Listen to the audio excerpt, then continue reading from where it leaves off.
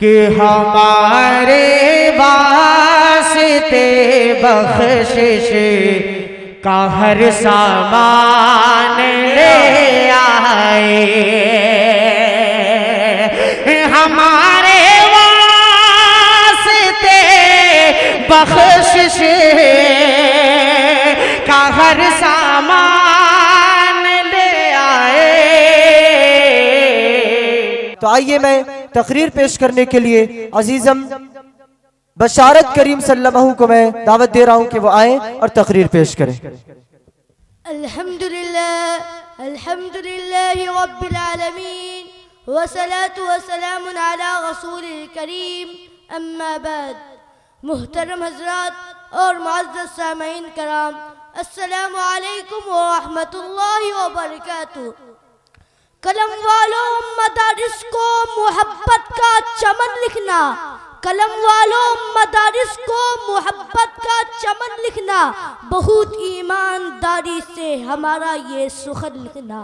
سبق انسانیت کا سب سیکھتے ہیں مدارس میں، سبق انسانیت کا سب سیکھتے ہیں مدارس میں، مدارس کے ہر ایک دشمن کو غدار وطن لکھنا، غدار وطن لکھنا۔ محترم حضرات، نبی اکرم صلی اللہ علیہ وسلم اس دنیا میں دو نعمتیں لے کر آئے، ایک روشن کتاب اور دوسرا روشن دل، ایک چمکتا ہوا علم اور دوسرے دمکتے ہوئے اخلاق، ایک علم کامل اور دوسرا عمل کامل۔ قرآن پاک کی وہ آیت جس میں اللہ رب العزت نے انعام یافتہ بندوں کا تذکرہ کیا، جس میں فرمایا گیا من النبیین والصدیقین والشہداء والصالحین، انبیاء اور صدیقین اور شہداء اور صالحین میں سے ہے۔ اس آیت مبارکہ کی روح سے انبیاء اور صدیقین کی نسبت علم کے ساتھ مضبوط تر ہوتی ہے، جبکہ شہداء اور صالحین کی نسبت عمل کے ساتھ مضبوط تر ہوتی ہے۔ معلوم یہ ہوگا کہ کائنات کی تمام تر سعادتیں اللہ رب العزت نے علم و عمل میں رکھ دی ہے، اور علم و عمل کا سب سے بہترین گوارا ہے تو وہ مدارس اسلامیہ ہے، جس کی شروعات ہمارے نبی نے چند صحابہ کو لے کر ایک پتھر پر آغاز کرتے ہیں، جسے ہم اصحاب صفہ کہتے ہیں۔ محترم حضرات، مدارس اسلامیہ وہ جگہ ہے جہاں انسان کو انسانیت سکھائی جاتی ہے، بڑوں کی عزت اور چھوٹوں پر شفقت کرنا سکھایا جاتا ہے، پڑوسیوں کا حق دینا سکھایا جاتا ہے، ملک سے محبت رکھنا سکھایا جاتا ہے، حتیٰ کہ اللہ کا پیغام اور رسول اکرم صلی اللہ علیہ وسلم کے طور طریقہ سکھایا جاتا ہے۔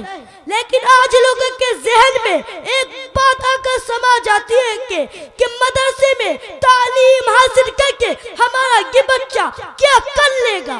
بس وہی 5-7 ہزار مہینہ کمائے گا، اس میں کیسے گزارا ہوگا؟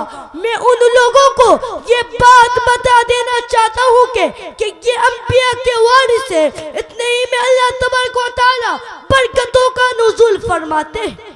اور میں دعوے کے ساتھ کہتا ہوں کہ آج تک کوئی عالم بھوک سے نہیں مرا، یہ اللہ کا کرم نے ہی تو اور کیا ہے۔ محترم حضرات، اگر یہ کہا جائے تو غلط نہ ہوگا، اگر مدرسے نہ ہوتے تو ہمارا یہ ہندوستان آزاد نہ ہوتا۔ آج چاند سورج نکلتا ہے، مدرسے رہیں گے تو چاند سورج نکلے گا، اور اگر مدرسے ختم ہو جائیں گے تو نہ چاند رہے گا، نہ سورج، اور نہ دنیا کے اندر کوئی چیز رہے گی۔ آج لال قلعہ کی لالی مدرسوں کے وجود سے وابستہ ہے، وائٹ ہاؤس کی سفیدی مدرسوں کی بقا سے وابستہ ہے، مدرسوں میں اللہ اللہ اور قال رسول اللہ سکھایا جاتا ہے۔ محترم حضرات، وقت کی قلت دامنگیر ہے، اس لیے میں انہی چند باتوں پر میں اپنے تقریر ختم کرتا ہوں۔ وآخر الدعوانا الحمدللہ رب العالمین۔ السلام علیکم۔